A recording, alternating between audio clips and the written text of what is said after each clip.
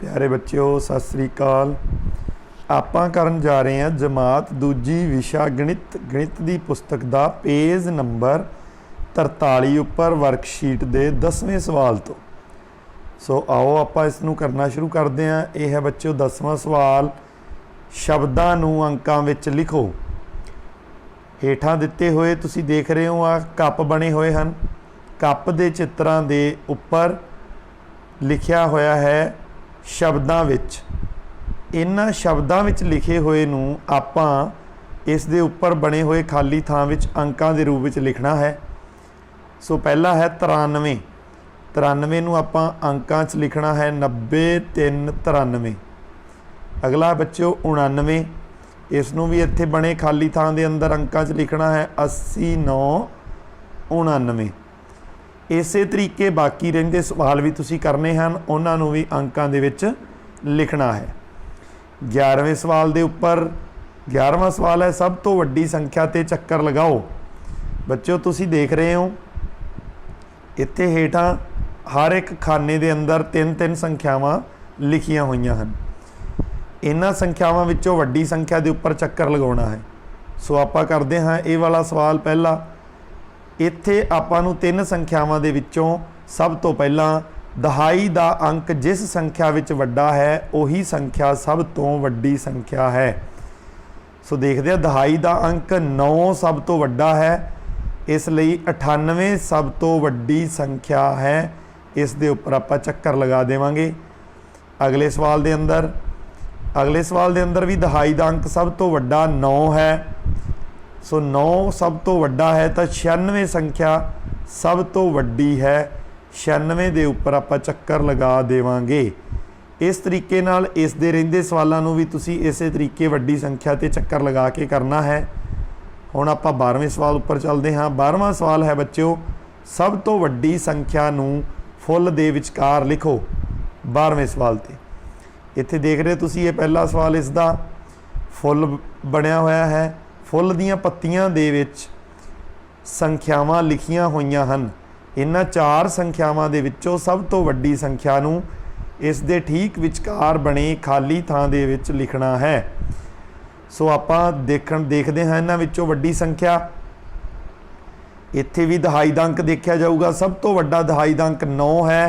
सो 97 संख्या सब तो वड्डी है। इस नूं फुल दे विचकार लिख देंगे। इस तो अगले सवाल विच भी 9 इन्हां संख्यावां विचों भी 9 दहाई दा अंक सब तो वड्डा है, इसलिए 90 संख्या सब तो वड्डी है। इस नूं भी फुल दे विचकार लिख देवांगे। इसे तरीके इस दे 3 जो बाकी रहिंदे सवाल हैं उन्होंने भी तुसीं इसे तरीके करना है। अगला है बच्चों 13वां सवाल। 13वें सवाल दे विच संख्यावां नूं घटदे क्रम विच लिखो। हेठां बने हुए ये छतरी दे चित्र दे विच 3 संख्यावां लिखियां होईयां हन। इन्हां संख्यावां नूं घटदे क्रम विच लिखना है। घटदे क्रम विच लिखण लई आपां वड्डी संख्या तो छोटी संख्या वल नूं चलदे हां। सब तो पहला वड्डी संख्या का पता करांगे। इन्हां तिन्नां विचों दहाई दा अंक सब तो वड्डा 9 है, इसलिए 96 संख्या सब तो वड्डी है। वो सब तो पहला लिखी जाऊगी। 96 तो छोटी संख्या आपां 9 तो छोटा दहाई दा अंक 8 है, इसलिए 84 संख्या 96 तो छोटी है। 96 तो बाद 84 संख्या लिखी जाऊगी। 8 तो छोटा दहाई दा अंक 7 है, इसलिए 75 संख्या सब तो छोटी है। वो सब तो बाद अखीर च लिखी जाऊगी। सो 96 84 75 ये घटदे क्रम विच संख्यावां हन। अगला सवाल है इत्थे फिर 3 संख्यावां दित्तियां लिखियां होईयां हन। इत्थे भी दहाई दा अंक सब तो वड्डा पहला पता करांगे। सब तो वड्डा है 9, इसलिए 98 संख्या सब तो वड्डी है। 9 तो छोटा उस तो बाद वाला छोटा है 7। सो दहाई दा अंक 7 है तो 70 संख्या 98 तो बाद लिखी जाऊगी। उस तो छोटा है 7 तो छोटा अंक है 6 दहाई दा अंक, तो 64 संख्या सब तो अखीर च लिखी जाऊगी।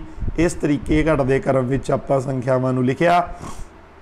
तुसीं आ 2 रहिंदे सवालों नूं भी इसे तरीके लिख के करना है। ਅਗਲਾ ਸਵਾਲ ਹੈ ਬੱਚਿਓ 14ਵੇਂ ਸਵਾਲ ਦੇ ਵਿੱਚ ਸੰਖਿਆਵਾਂ ਨੂੰ ਸ਼ਬਦਾਂ ਵਿੱਚ ਲਿਖੋ। ਹੇਠਾਂ ਦਿੱਤੇ ਹੋਏ ਅੰਬ ਦੇ ਚਿੱਤਰਾਂ ਦੇ ਵਿੱਚ ਆਪਾਂ ਨੂੰ ਸੰਖਿਆ ਅੰਕਾਂ ਦੇ ਵਿੱਚ ਲਿਖੀਆਂ ਹੋਈਆਂ ਹਨ। ਇਹਨਾਂ ਅੰਕਾਂ ਦੇ ਵਿੱਚ ਲਿਖੀਆਂ ਹੋਈਆਂ ਸੰਖਿਆਵਾਂ ਨੂੰ ਆਪਾਂ ਸ਼ਬਦਾਂ ਵਿੱਚ ਲਿਖਣਾ ਹੈ। 10ਵੇਂ ਸਵਾਲ ਦੇ ਅੰਦਰ ਵੀ ਤੁਸੀਂ ਠੀਕ ਇਸੇ ਤਰੀਕੇ ਦਾ ਸਵਾਲ ਜੋ ਹੈ ਉਹ ਕਰਿਆ। ਉਸ ਦੇ ਵਿੱਚ ਆਪਾਂ ਸੰਖਿਆਵਾਂ ਨੂੰ ਸ਼ਬਦਾਂ ਵਿੱਚ ਦਿੱਤੀਆਂ ਸੰਖਿਆਵਾਂ ਨੂੰ ਅੰਕਾਂ ਦੇ ਵਿੱਚ ਲਿਖਿਆ ਸੀ। ਹੁਣ ਆਪਾਂ ਅੰਕਾਂ ਵਿੱਚ ਦਿੱਤੀਆਂ ਸੰਖਿਆਵਾਂ ਨੂੰ ਸ਼ਬਦਾਂ ਵਿੱਚ ਲਿਖਾਂਗੇ। ਸੋ ਪਹਿਲਾ ਸਵਾਲ ਜੋ ਸੰਖਿਆ ਲਿਖੀ ਹੋਈ ਹੈ ਉਹ ਹੈ 99। ਜਿਸ ਤਰੀਕੇ ਲਿਖੀ ਹੈ ਬੱਚਿਓ ਉਸੇ ਤਰੀਕੇ ਤੁਸੀਂ ਲਿਖਦੇ ਜਾਣਾ ਹੈ, ਨਾਲੇ ਬੋਲਣਾ ਹੈ। 99 ਜਿਵੇਂ ਬੋਲੇ ਉਵੇਂ ਲਿਖਤਾ 99। ਉਸ ਤੋਂ ਅਗਲਾ ਸਵਾਲ ਹੈ 79। ਜਿਸ ਤਰ੍ਹਾਂ ਤੁਸੀਂ ਬੋਲਿਆ ਉਸੇ ਤਰੀਕੇ ਤੁਸੀਂ ਲਿਖਣਾ ਹੈ 79। ਇਸ ਤਰੀਕੇ ਨਾਲ ਇਹਨਾਂ ਜੋ ਰਹਿੰਦੇ ਸਵਾਲ ਹਨ ਇਹਨਾਂ ਨੂੰ ਵੀ ਤੁਸੀਂ ਇਸੇ ਤਰੀਕੇ ਸ਼ਬਦਾਂ ਦੇ ਵਿੱਚ ਲਿਖ ਕੇ ਪੂਰਾ ਕਰਨਾ ਹੈ। ਉਮੀਦ ਕਰਦਾ ਤੁਹਾਨੂੰ ਸਮਝ ਆਇਆ ਹੋਊਗਾ। ਥੈਂਕ ਯੂ, ਧੰਨਵਾਦ।